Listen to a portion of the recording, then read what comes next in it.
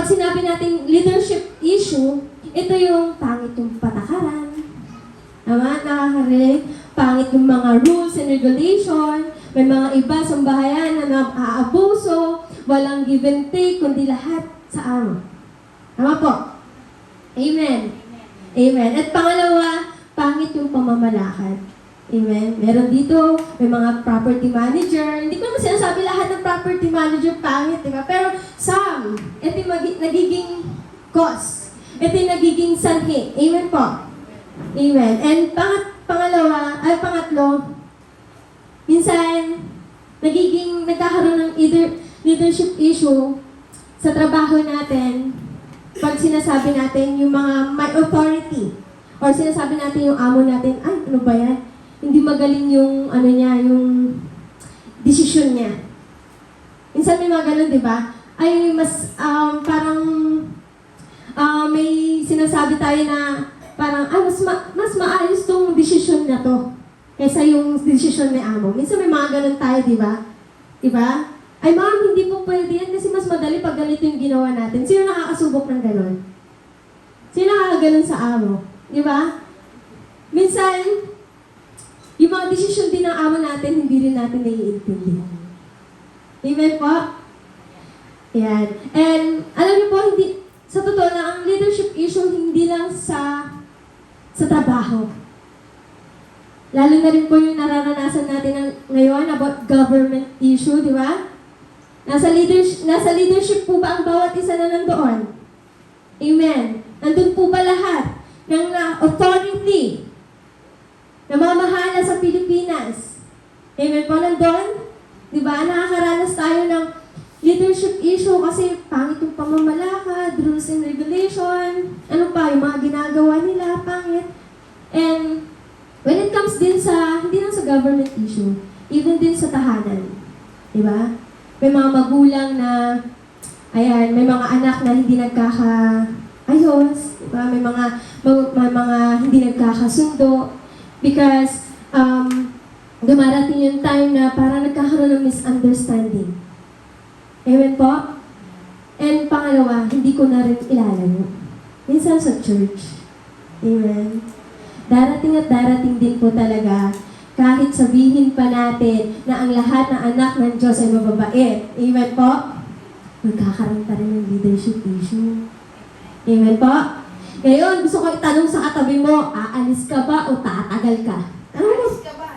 Tatagal ka ba o aalis ka ba? Maalis ka ba? Ano sagot? Ano sagot? Hindi mag-iiba ng address. Mag-iiba. Hindi aalis, mag-iiba lang ng Amen. Di ba? Tatagal ka ba o aalis ka ba? Tanong mo din yung sarili mo, aalis ba ako o tatagal ba? Amen? Amen? So lahat, alam ko, bawat isa handa na sa salita ng Panginoon. Kaya pwede po ba tayong tumayo? And let's pray. Hallelujah. Let's pray, Panginoon. Una po sa lahat, marami pong salamat, Father God, sa umagang to, Panginoon, na pinagtipon mo po kami, Panginoon, sa iyong tahanan. Thank you, Father God, for the fresh revelation, Panginoon, to equip, to transform, at higit sa lahat, Panginoon, magkaroon ng kaayusan sa iglesia mo, Father God. Lord, I pray na ikaw po ang siyang patuloy, Panginoon, kumilos sa bawat anak mo na narito. Ikaw ang patuloy mag-ayos sa bawat anak mo na narito, Panginoon. At Lord, I pray for the spiritual eyes, spiritual heart, Father God, to accept your word in their life, Panginoon. Kaya Lord, marami pong salamat, Father God, sa gagawin mo ngayong araw na ito, Panginoon. I pray all the works of enemy, Panginoon, hindi magpa-prosper sa mga anak mo na narito, Father God. Pagkos, Panginoon, balutan mo sila ng banal mong dugo at banal mong spirito, Father God. Kaya Lord, we welcome you, Holy Spirit. Minister to your people, Panginoon. Ikaw ang siyang patuloy manguna, kumilos, Father God. At Lord, hindi lalabas yung mga anak mo, Panginoon, na wala silang nalalaman patungkol sa kapangyarihan mo, Father God. Kaya Lord, marami pong salamat. We bring back all the glory and praises and adoration to you, Father. In Jesus' name, amen and amen. Amen. Ayan. So, ngayon, kung mapapansin ninyo, I talk about the leadership. Amen? Tungkol sa mga namumuno namumuno sa bawat isa sa atin. Amen po? So, sabi dito, biblical ba ang may leader? Amen? Sa tingin niyo, biblical ba? So, sabi dito, ito yung mga Bible character. Maraming mga leader sa Bible na makikita pa natin. Pero ito lang yung 3 na kinuha ko na sa mga nagkaroon ng leader sa Bible. Amen po? Ayan. So, Bible character who had leader. Sabi niya dito, Jesus and His disciple. Amen? Nung si Jesus is presented as the ultimate mentor. Amen? Who lived with and taught His disciple, preparing them to lead the church after His gone. So, sinong leader dito? Si Jesus. Sinong mentee ni Jesus? Disciple. So, totoo po ba ang leadership? Amen. Ayan. Dito po, Elijah and Elisha. Elijah mentored Elisha, who famously asked for a double portion of Elijah's spirit, showing a deep desire of spiritual growth through mentorship. Ito yung si Elisha, hiningi niya yung double anointing ng mentor niya. Meron din po ba kayo nakikita ditong leadership? Meron, di ba? Amen. So, biblical po. Mababasa po natin yan sa 2 King chapter 2, verse 9. And Moses and Joshua. Amen po. Moses laid hand on Joshua, imparting his wisdom. Amen? Imparting his wisdom and spirit of leadership, preparing him to lead the Israelite into the promised land. Mababasa natin yan sa Deuteronomy 34, verse 9. And last, meron po bang leadership dito? Meron. Amen po. Makikita natin kasi si Moises, mamamatay din siya pagbabasahin natin sa Biblia. Ngayon, minentor si Joshua, prepare niya si Joshua, at inimpart niya yung wisdom na meron siya nung time na siya yung nag-lead sa mga Israelite para makalabas at makapunta sa promised land. Ngayon, nung namatay si Moises, si Joshua na po yung pumalit. Amen? Kaya napakahalaga ng may leader. Amen po? Napakahalaga ng mga may leader sa bawat isa sa atin. Kasi sila yung trainer, sila yung mag-i-equip. Amen? Sila yung gagamitin ng Panginoon para mas lalo ka pang lumalim sa Diyos. Amen po? Now, question. Paano pag dumating yung leadership is, yun na, yung sinabi ko mga problema. Pangit ang patakaran, ano pa? Salbahe yung mentor mo. Amen? Ano pa? Ayun, yung naranasan natin. Corrupt ang government. Amen? How you can deal on that? Amen? Paano tayo magdi-deal sa mga ganon? Sila yung authority. Amen po? Kaya sabi sa Romans chapter 13, verse 1, let everyone be subject to the governing authorities. Ulitin ko po. Let everyone be subject to the governing authorities. For there is no authority except the which God has established. The authority that exists has been established by God. Sino doon nagbigay ng authority? Ang Diyos. Naku, mas lalo atang hirap kalabanin authority. Nasa kanilang Panginoon. Amen? Bigay sila ng Panginoon. Amen? Establish sila ng Panginoon. Amen? Ngayon, meron sa Bible character na hindi rin ganun kaganda ang leadership niya. And gusto ko matunghayan natin at mapag-aralan natin ang buhay ni Saul at David. Amen po? ang buhay ni Saul and David. And summary lang, si Saul. Sino nakakilala kay Saul? Si Saul, siya yung pinili ng Diyos para mamahala sa mga Israelites. And prophet niya dyan that time, si Samuel. Pero si Saul, dumating yung inutusan siya ng Panginoon na sakupin ng Amalek. Nagtagumpay siya na masakop, pero hindi niya sinunod ang utos ng Panginoon. Sabi kasi ng Panginoon doon, patayin mo lahat, wala kang ititira, wala ni isa. Pero dahil si Saul, kagaya ng topic natin last week, nagkaroon ng greed. Amen. Doon maganda yung motivation, maganda yung ano ni Saul, yung intention. Kasi yung intention niya, kinuha niya magagandang mga tupa, magandang mga alay, para ialay sa Panginoon. But, obedience is better than sacrifice.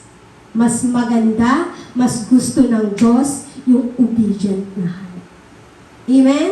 Kaya kahit anong ialay mo sa Panginoon, kung hindi mo sinunod yung mga commands niya, wala rin yung kapatid. And gano'n yung nangyari kay Saul. Nung time na yon, si Saul, naakit siya sa mga magagandang ito, maganda to ialay sa Panginoon. Pero ang command ng Diyos, wala kang ititira. And that happened, nung time na yon, nagalit ang Panginoon sa kanya. Naalis yung presensya ng Diyos sa buhay ni Saul. Kaya nung time, sabi dito, lulundag-lundag lang po ako to keep the summary and ma-relate tayo sa story ni Saul at po, ni David. And sabi sa Samuel chapter 15 verse 28, sinabi ni Samuel sa kanya, inalis na sa iyo ngayon ng Panginoon ang kaharian ng Israel at ibinigay na ito sa iba, sa isang tao na mas nakahihigit kaysa sa iyo. Amen? So leaders, nandun ang intervention ng Panginoon. Okay, maging kampante. Amen? Amen. Then sabi niya rin sa 1 Samuel chapter 16 verse 14, umalis kay Saul ang espiritu ng Panginoon at pinapahirapan siya ng masamang espiritu na pinapadala ng Panginoon. Amen? Kaya nung time, inalis na ng Panginoon, hindi na nasiyahan ng Panginoon sa buhay ni Saul, inalis na siya yung pagkahari at never na siyang sinamahan ng Diyos. At ang ginawa ng Panginoon, nagpapadala siya ng mga bad spirit sa buhay ni Saul. Amen? Kaya nahihirapan si Saul. Hindi ko alam kung anong bad spirit dyan, either anxiety or anything, na alam mo na nagpapagulo sa kanya. Amen? Pero, in short, wala nang presensya ng Panginoon sa kanya. Pag sinabi mong wala nang presensya ng Diyos sa buhay natin, wala na pong kapayapaan. Amen? And sabi dito sa 1 Samuel chapter 16 verse 15, sinabi ng utusan ni Saul sa kanya, malinaw po na pinapahirapan kayo ng masamang espiritu na ipinadala ng Diyos. Amen? Kaya, si Saul, hirap na hirap siya that time. So, naiintindihan ninyo yung kwento ni Saul. Amen? Nakasunod po kayo sa kwento ni Saul. Ngayon, let's talk about David. Nung time na inalis na ng Diyos ang presensya niya, pagsama niya kay Saul, naghanap si Samuel. Si Samuel is a prophet. Amen? It's a prophet na siya yung nakikipag-usap sa Panginoon. Amen po? And time na yon, nung naalis na yung pagkahari or presensya ng Panginoon kay Saul, naghanap siya ng bagong hari na mamamahala sa Israel. And David's come. Amen po? And si David, nung time na nakita siya ni Samuel, pinapunta siya sa kaharian ni Saul. And nung time na yon, ang relationship nila as a hari at naglilingkod dun sa hari, ganun yung relasyon ni David. There's a leadership po doon. Amen? Nakikita niyo yung leadership po doon.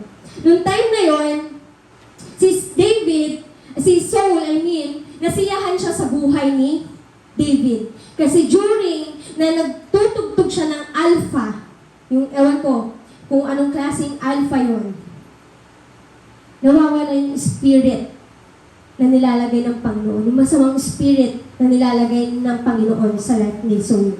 Amen? Kaya sabi niya dito, kaya nung time na yon, nasiyahan si Saul kay David, dito mo na patirahin si David.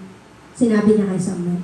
And then, nung time na yon, let's go to, i-fast forward natin, nagkaroon ng labanan, alam ko na alam niyo na yung David and Goliath, amen, natalo. Dumating yung time, nainggit si Saul. And na pumapasok na naman yung greediness. Nainggit si Saul, at nung dumating na yon, habang natalo ni David yung Goliath, sinasabi sa 1 Samuel chapter 18, verse 6, nang pauwi ng mga Israelita matapos mapatay ni David si Goliath, sinalubong ni Saul ang mga babaeng mula sa lahat ng bayan ng Israel, sumasayaw sila at umaawit ng may tamburin at alpa. So tuwang-tuwa kasi napatay nila yung talagang kaaway nila. And ganito ang kanilang awit. Libo-libo ang napatay ni Saul. Kay David naman ay tigsa-10,000. And in that way,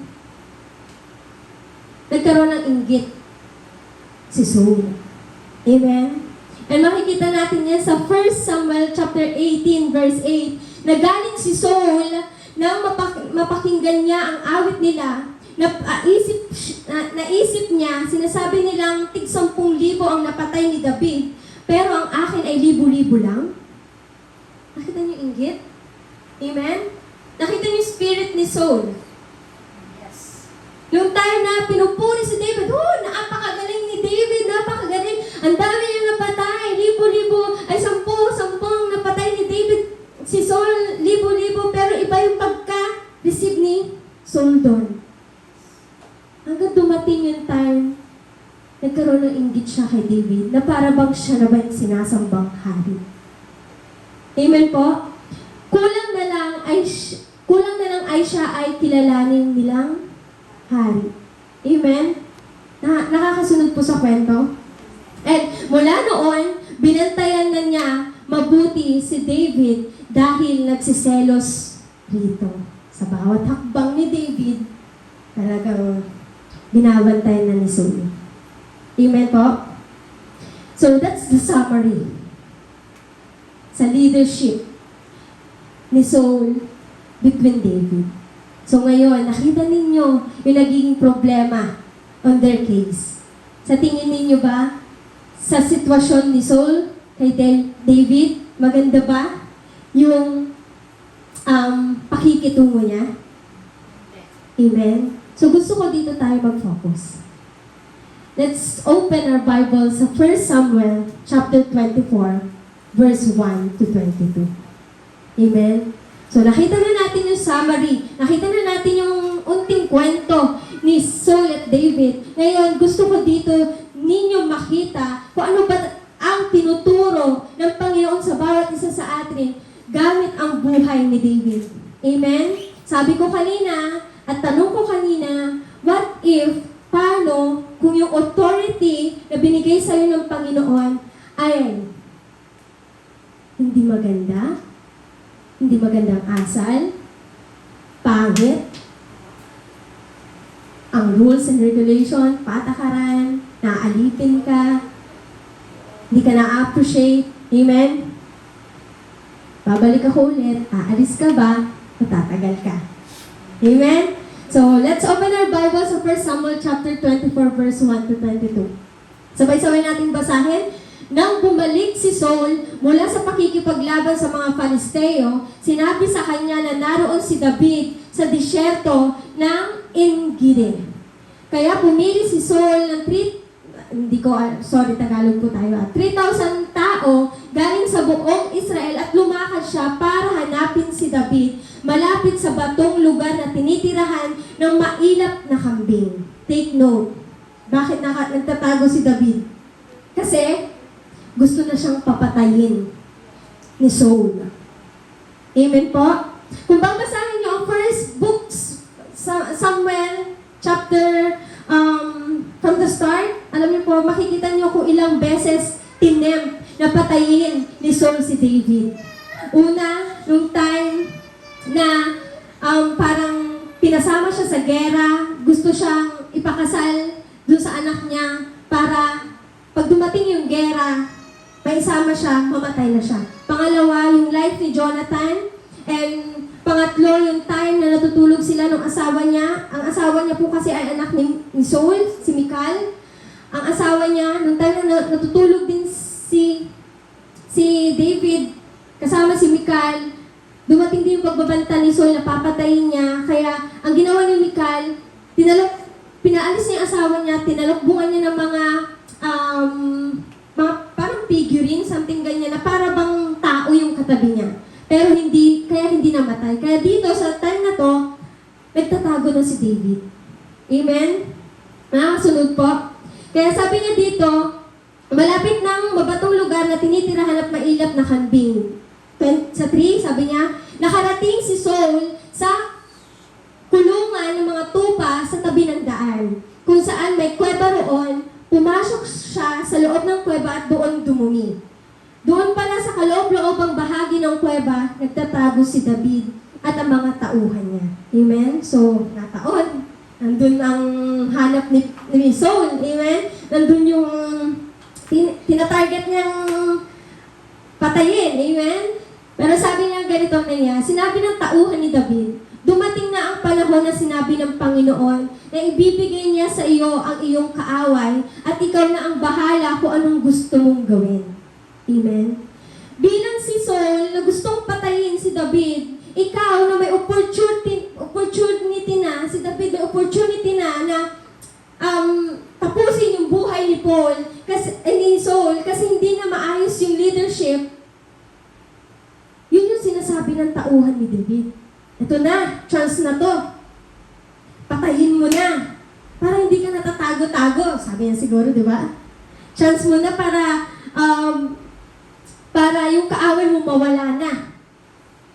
Amen po? Dahan-dahang lumapit si David kay Saul at pumutol ng kapirasong tela sa laylayan ng damit nito nang hindi nito namamalayan. Tingnan yung puso ni David, ha?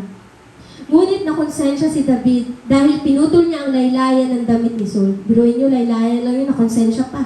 Diba? Kung ikaw, pangit na yung leadership na namumuno sa'yo at gusto kang patayin, lalaban ka na rin, di ba? As a human, amen? Kasi takot ka na eh. Hindi mo alam kung anong pwede niyang gawin. Pero sinabi niya sa tauhan niya, huwag sana ipahintulot ng Panginoon na gawan ko ng masama ang aking hari. Ang hinirang ng Panginoon na maging hari.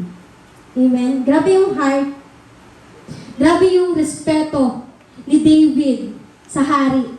Amen? Kahit may opportunity na siyang labanan, kahit may opportunity na siyang patayin, still, tinitignan niya pa rin ang Diyos sa buhay niya. Kung gagawin ko ba ito, Lord, ipapasaya ba kita? Amen? And tinitignan niya rin ang Diyos na naghirang, amen, sa hari, sa buhay ni David. Amen po. Kaya sabi niya dito sa 24 verse 7, sa sinabing ito ni David, sinaway niya ang kanyang tauhan at hindi niya sila pinayagang salakayin si Saul. Umalis si Saul at nagpatuloy sa paglalakbay. Amen? Maya-maya, lumabas sa kuweba si David. At pasigaw na sinabi kay Saul, mahal na hari.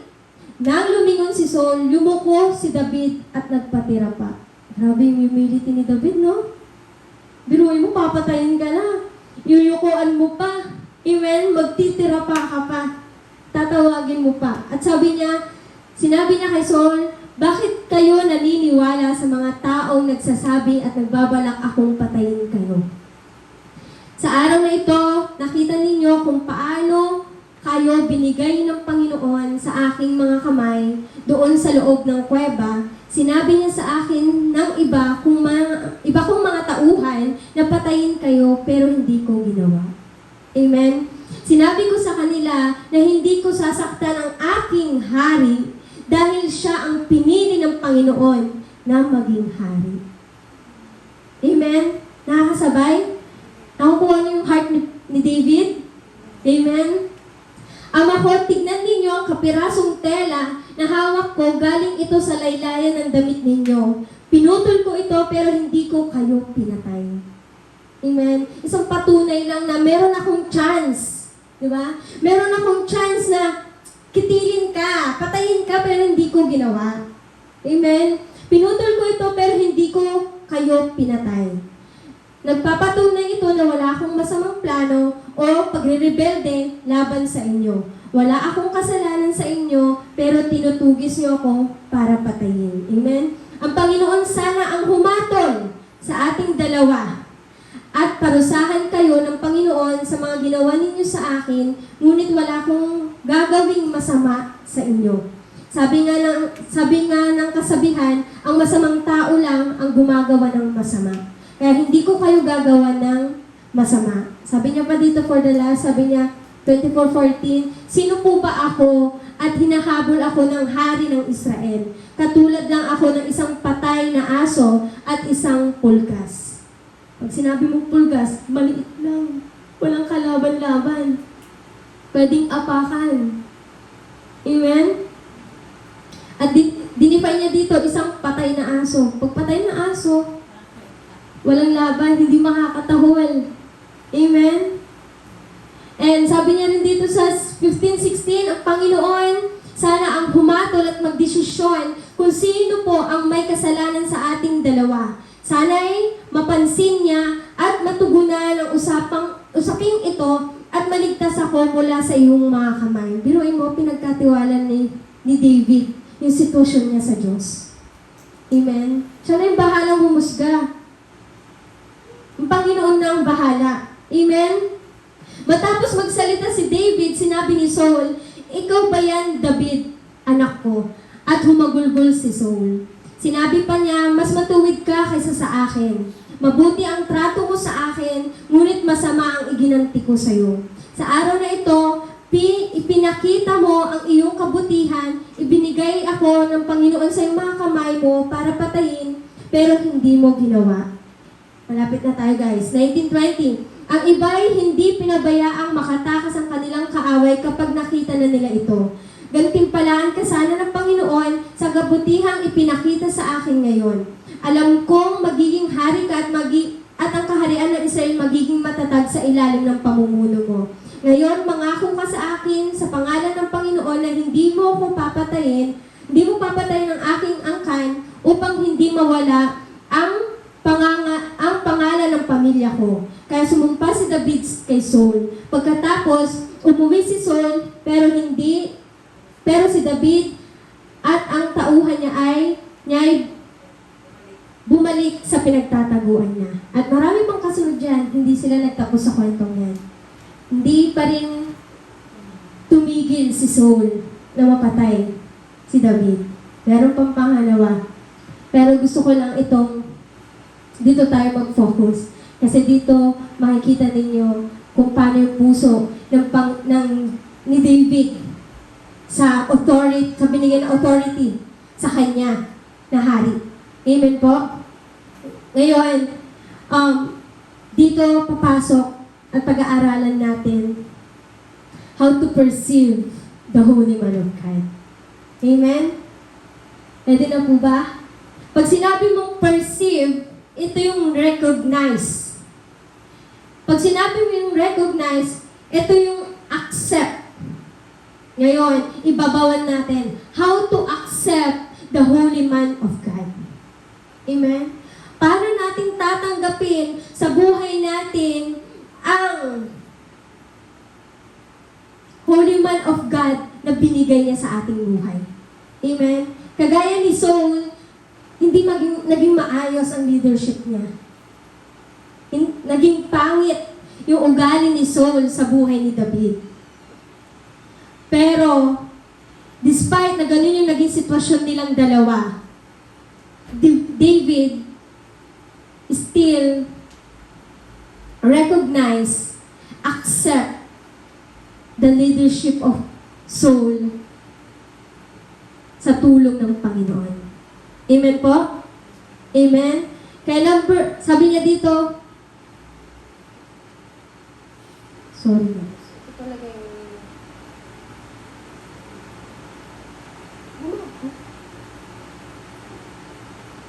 Ayan, sorry. Medyo patala sa tayo. Yan. Yan. Sabi ko kanina, how to perceive the Holy Man of God. Pag sinabi natin perceive, it's about recognize or accept sa buhay natin. Amen po. Paano po ba? Una, perceive your pastors and leaders or authority of God's appointed vessel. Amen? Kagaya ng puso ni David, talagang tinignan niya si Saul na galing siya sa Diyos. Amen? Madali kasing bagay na i-accept mo na siya yung pastor na binigay sa iyo ng Panginoon, siya yung leader na binigay sa iyo ng Panginoon. Once na uunawaan mo na itong pastor at leaders na to, siya ay galing sa Diyos. Anointed and appointed by the God. Amen po. Nakakasunod. Kaya sa puso ni David, kahit anong gawin ni Saul na pangit na pag-uugali kay David, kahit anong gawin niyang pagtatangkang patayin kay David, hindi niya yun nilabanan.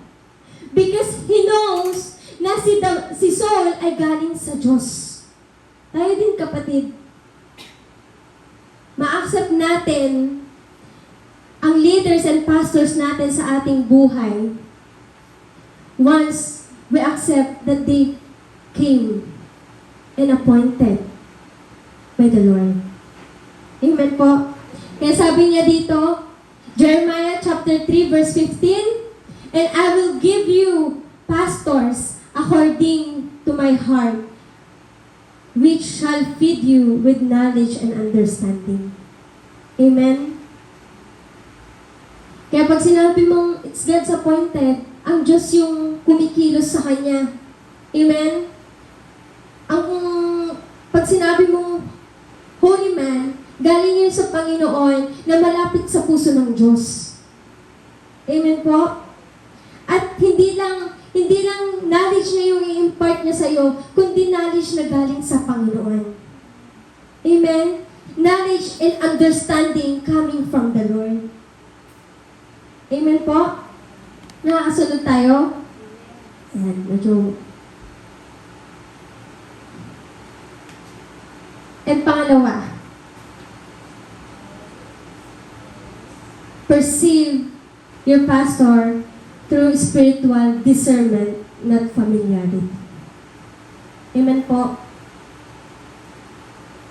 Si Saul, tsaka si David, hindi tinignan ni David na siya yung sinasapian ng masamang spirito.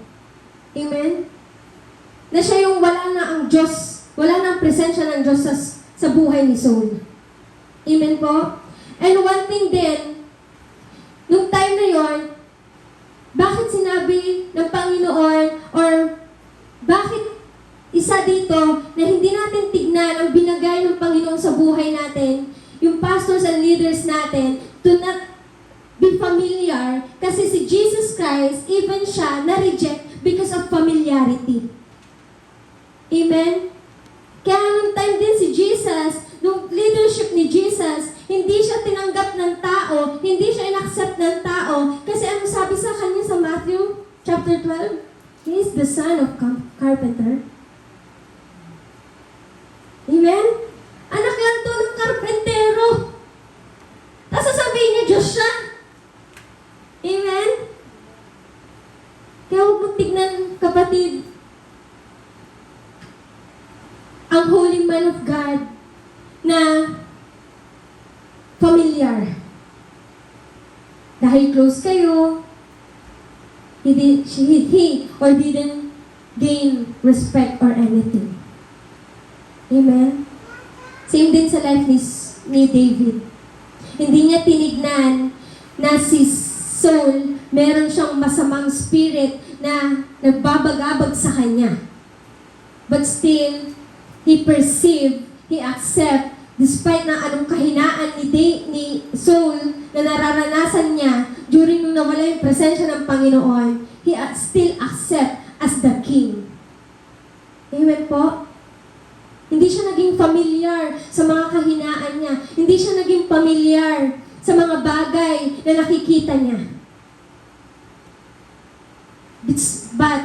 still, he perceived the Holy Man of God. Amen po? Nakakasunod po tayo? Amen? And pangatlo, diba? Perceive your pastors as a messenger of God's word. Kaya sabi niya dito sa 2 Chronicles chapter 20, believe in the Lord your God, so shall He establish. Believe His prophet, so shall He prosper. Paniwalaan nyo yung mga propeta. Paniwalaan nyo yung mga bagay na binigay ko sa lingkod ko. And sabi niya dito, kaya dapat, sa 1 Corinto chapter 4 verse 1, kaya dapat ituring ninyo kaming ni Apollos bilang lingkod ni Kristo na pinagkakatiwalaan ng Diyos na mangaral ng katotohanang inilihim niya. Amen? Si Paul yung nagsasalita dito. And Paul is appointed by the Lord also. Kaya nung time na yon, magkaiba po si Saul at si Paul ha. Baka malito po po. Si Paul, ano po siya talaga yung nangaral sa salita ng Panginoon. Kaya sabi niya, ini-encourage niya yung mga tao na dapat ituring niyo kami ni Apollos na bilang lingkod na pinagkakatiwalaan ng Diyos. Kasi alam niyo po guys, hindi po yung mga sermon na ginagawa ng pastors, leaders ninyo during discipleship, hindi lang yan basta-basta. Hindi lang yan pinifeed kayo in their own understanding. Hindi kayo pinifeed in their own knowledge. Pinagpupuyatan po nila yan. Pinagpapastinan nila yan. At higit sa lahat, bago sila mangaral sa inyo, piniprepare nila at hinihingi nila sa Panginoon yung puso ninyo na i-prepare sa pag-aayos. Kasi your pastors and leaders, they cannot transform you. Amen? Daluyan lang sila ng salita ng Panginoon that biblically nakikita mo at naririnig at nararanasan natin na ang salita ng Diyos ay buhay. Amen? Kaya ang Holy Man of God, it's a vessel. It's God's appointed. Amen? It's a messenger of God's word. Amen po? Maraming mga sakripisyo din yung mga ginagawa ng mga pastors and leaders ninyo. Amen? Marami rin sila mga pagkain na hindi nakakain kahit gustong-gusto nila kasi mangangaral sila sa inyo at binabantayan yung mga bagay spiritually sa buhay ninyo. Kaya papasok yun, perceive your pastor as a shepherd watching over your soul. Amen. Dito na ako magtatagal muna. Kasi once yung sinabing watching over your soul, nandito po yung disiplinahin. Amen. Kaya ba diba natanong ko kanina kung tatagal ka ba o aalis ka? Diba? Watch over your soul. Ito yung kinokorek ka. Ito na yung nire-rebuke ka. Kasi gusto nila mas lalo ka pang lumagos sa Panginoon at higit sa lahat, makita mo ang kabanalan ng Diyos. Amen? Alam niyo po, once na natutunan ninyo ang mga bagay nito, madali na lang din kayong magpasakop to the other authorities. Kasi pag na-perceive ninyo, pag na-accept ninyo, at ni-recognize nyo ang pastors ay galing sa Panginoon and all authorities coming from the Lord, madali na lang yung ibang bagay, pero unahin muna natin yung spiritual. Amen? Bakit spiritual? Kasi dyan yung darating, the spirit of disappointment. Ay, nakita niyo yung pastor na attitude. Ayan, pastor ba yan? Leaders ba yan? Amen? Lagi niyong tandaan, they are also human. na pinaprocess din at pinoproseso din ng Panginoon. Amen? Kaya pero, sila yung may highest calling. Amen? Na binigay ng Panginoon. Amen po? Kaya nga, bakit ko sinasabi na mas matutunan mo muna how to accept or recognize the authority of pastor? Kasi pag papuntahin mo si President Marcos dito at ang pastor, pagharapin mo sila, hindi ako pupustador, pero sinasabi ko, mas una yung igagalang ang presidente. Pero titignan ninyo, the highest calling as a pastor. Kasi sila yung nag-watch over their soul from eternal. Amen? Presidente, nandyan lang yung rules. Yeah. Para maging maayos at mapayapa lahat. Pero when it comes to pastor and spiritual discernment, iba yung authority na binigay ng Panginoon sa mga pastors. Amen po? Kaya sabi niya dito, watching over your soul. Sabi niya, Hebrew chapter 13, verse 17, obey them that have the rule over you and submit yourself, for they watch for your soul. Amen? Merong both action dito. Ikaw din, mag-obey ka sa Kanya, magsasubmit ka sa Kanya, and your pastor watching your soul. Amen po? Kaya napaka-importante ito, kapatid. Yung maunawaan natin how to accept the Holy Man of God sa buhay natin. Amen. Amen? Ano yung una?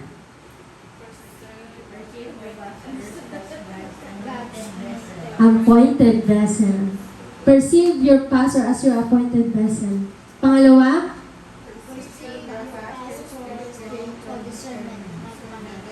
Amen. Not familiar, which kundi spiritual discernment. Pag sinabing spiritual discernment, guys, ito yung spirit understanding by truth. And the truth is the Bible. Amen? Amen po, nakakasunod. And pangatlo, okay, God's Word. It's a messenger of God's Word. Amen po. And last, perceive your pastor or accept your pastor as a shepherd watching over your soul. Kaya pag inaayos na kayo ng pastor ninyo, pag inaayos kayo ng mga leaders ninyo, amen, nandiyan yung submit yourself. Obey. Amen po? Nakakasunod? Eh paano, Ani? Kasi minsan ganito eh, pangit yung mga desisyon eh, pangit yung mga bagay na naririnig ko sa mga bibig niya eh, pangit yung mga patakaran niya. Okay, ito yung gusto kong makita ninyo. When our pastor fall to sin, God deals with her servant personally. Amen? Tandaan ninyo. Dahil ang Diyos ang naglagay sa kanya, siya mismo lang ang may kakayanan ayusin ang lingkod niya personally. Hindi ikaw mag-aayos sa pastor mo kasi ang Diyos ang nag-appoint sa kanya. Ang Diyos ang may obligasyon sa kanya para ayusin at baguhin siya. Amen? So when your pastor fall into sin, lagi niyong tandaan, ang Diyos knows what happening. Amen? Kagaya ng buhay ni Saul. Alam ng Diyos na pangit na intensyon ni Saul kay David. Amen? And lagi nga natin naririnig at lagi ko rin sinasabi sa inyo na God is full of all knowledge. Alam ng Diyos yan. And He is a sovereign God. Amen po? And pangatlo sabi niya, God always know what to do. Hindi nyo alam, through the life of your pastors and leaders, baka kayo din po yung inaayos. Amen? So, hindi lang si pastors ang laging may kaayusan. Ikaw din. as a mentee. Amen? Amen. Lord, ano kayong tinuturo mo sa akin through the life of my leaders? Kailangan ko bang maging mapasensya? O kailangan ko din siyang samahan sa mga bagay na vision mo sa kanya? Minsan may ganun ba tayo?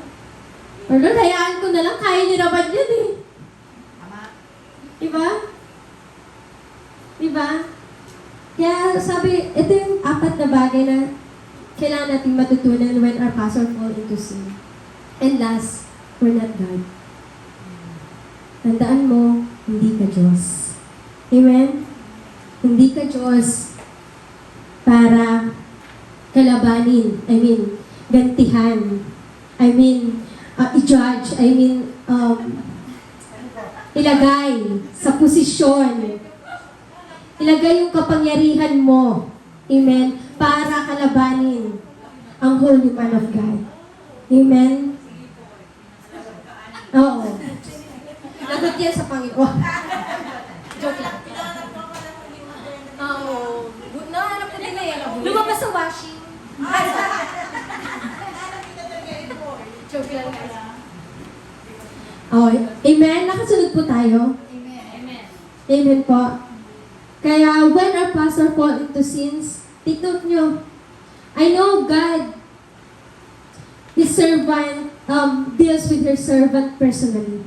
Amen? Kaya nga si Saul kung mababasa niyo, tatapusin niyo yung kwento ni Saul, ang ending ni Saul, namatay. At ang buhay ni David na itaas. Once na nakita ng Diyos kung paano mo pinerceive, inaccept, inobey, nagpasubmit to submission sa authority na binigay niya sa'yo, hindi mahirap sa Panginoon na pakialaman yung sitwasyon. Naniwala kayo? Because God's know what's happening and what to do. And gusto ko kayo mag-stay dun sa pang-4. We're not God. Amen? Hindi tayo Diyos. Hayaan natin ang Diyos yung mangusap. Hayaan natin yung Diyos na mag-deal. Kasi hindi tayo ganun kapangyarihan like God. Amen po? Hindi tayo ganun kasakit, mamalo like God. Amen? Naniwala kayo? Kaya huwag kayong mabahala kasi yung mga authorities ang binigay ng Panginoon ng papangit. Kagaya ng gobyerno natin sa Pilipinas. Amen? Mga corruption. Pero nakita ninyo, yung intervention din ng Diyos, He used the calamity to expose everything. Because He is a powerful God. And nababalitaan din natin kung nanonood kayo ng balita, mapapalitan na yung mga corruption. God will bring the new one. Amen? And we pray na magkaroon ng takot. Yung authority na magkaroon ng takot sa Kanya. Amen? Nakita niyo yung intervention ng Panginoon doon pa lang? Even the life of Saul? Nakita niyo yun? Intervention? And pag mababasa ninyo, namatay din si Saul. And ang ginawa pa ni Saul that time, nakiusap siya yung hari na nag-request pwede bang makausap yung patay. Kasi that time, patay na si Samuel. And nung time, si Samuel at ang Diyos, ugnayan nila. Pero gusto niya, makausap pa rin si Samuel. Ganun na hindi na siya sinamahan ng Diyos. Amen? Hanggang sa dumating na hindi na niya nakayanan. I mean, inalaw na ng Panginoon na mamatay si Saul sa digmaan. Amen? Kung mababasa niyo pa, makikita ninyo how their relationship goes on. And application. You cannot truly recognize a man of God if your heart is filled with pride. You need a humble and teachable heart. Amen? The application on this story between the life of Saul and David, humble and teachable heart. Sabi ko nga sa inyo, because the pastor watch over your soul, nandyan yung pagtutuwid niya sa inyo. Ate April, pangit yung ginawa mo dun sa kapatiran natin kanina. Nagsulit ka. Di ba? Patay. The rebuke is there. The discipline is there. At sabi din sa Biblia, ang disiplina ay masakit. Hindi mo ikakatuwa. Pero, alam niyo po, ang disiplina, doon naayos ang puso ng tao. Hindi lang naayos ang puso ng tao. Dito, maski sa harapan ng Panginoon. Kasi ang gusto ng Panginoon, ang Diyos ay banal, kaya dapat tayong magpakabanal. Amen? Kaya meron tayong mga authorities sa binigay ng Panginoon, pastors, leaders, to equip us, to train us, to feed the knowledge and understanding by the Lord. Amen po? Hindi lang sila basta-bastang Diyos. Hindi lang basta-bastang pastor. Hindi lang basta-bastang leader sa ginusto lang. Hindi. Kasi sa totoo lang, yung mga leaders and pastor, mas gugustuhin na nilang intindihin yung sarili nila. Mas gusto nila na sila na lang. Lumago sila. Mag-isa sa Panginoon. Pwede naman. Nawala na silang hawak. Nawala din silang magiging kaaway at didisiplinahin. Amen? Kasi minsan may dumarating na pag dinisiplina mo, aalis na. Masasaktan, di na mag-church. Alam niyo yun? Alam niyo, not only for the church, sabi ko lahat ng authorities na binigay sa iyo ng Panginoon. Kaya yung mga amo ninyo, hindi aksidente na nariyan po kayo. But still, lahat na nakikita ninyo na kahinaan sa mga amo ninyo, sa pastors, sa leaders, all the authorities, just keep on praying. Kasi ang Diyos nakikinig yan. Amen? Amen po? I hope may natutunan kayo. Dito na ako mag-last for the conclusion. Set your mind things above, not on the things on the earth. Colossians chapter 3 verse 2. Isentro mo yung paningin mo sa taas. Isentro mo yung paningin mo sa Diyos. Huwag sa mga bagay na nakikita mo sa mundo. Amen? Why? Kaya sabi niya dito, your perception determines your reception. Kung ano yung nakikita mo, nagdedetermine ay kung ano ang magiging reaction mo. Tama hindi? Amen? If you see just a man, you will receive like from a man. Amen? But if you see a holy man of God, anointed and assigned by heaven, you open your soul to the divine flow. Pag tinitingnan mo yung mga authorities sa pinagkatiwala at nilagay ng Panginoon, in-establish ng Panginoon sa buhay mo, yun ay magiging perception mo.